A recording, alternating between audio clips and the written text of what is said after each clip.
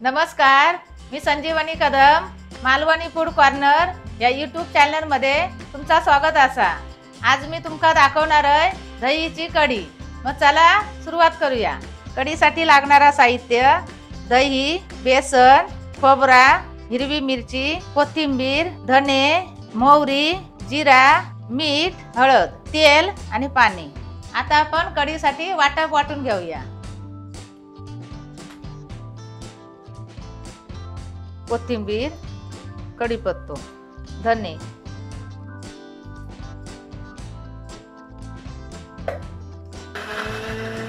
वाटप वाटून झाला।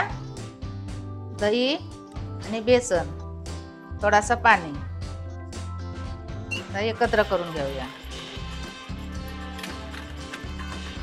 मिश्रण एकत्र झाला। आता आपण फोडणी देऊया। भांडा गरम झाला।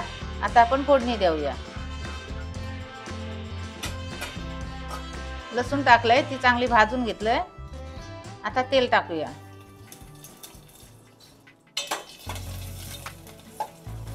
लसूण झाली। आता कढीपत्तो, मोहरी आणि जिरा त्या चांगला परतून घ्यायचा। आता त्याच्यात वाटप टाकूया।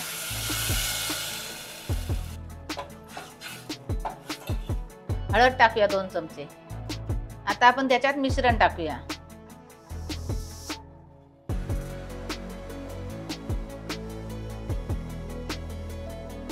आता चवीपुरती मीठ टाकूया आणि अशी ढवळीत रवायची।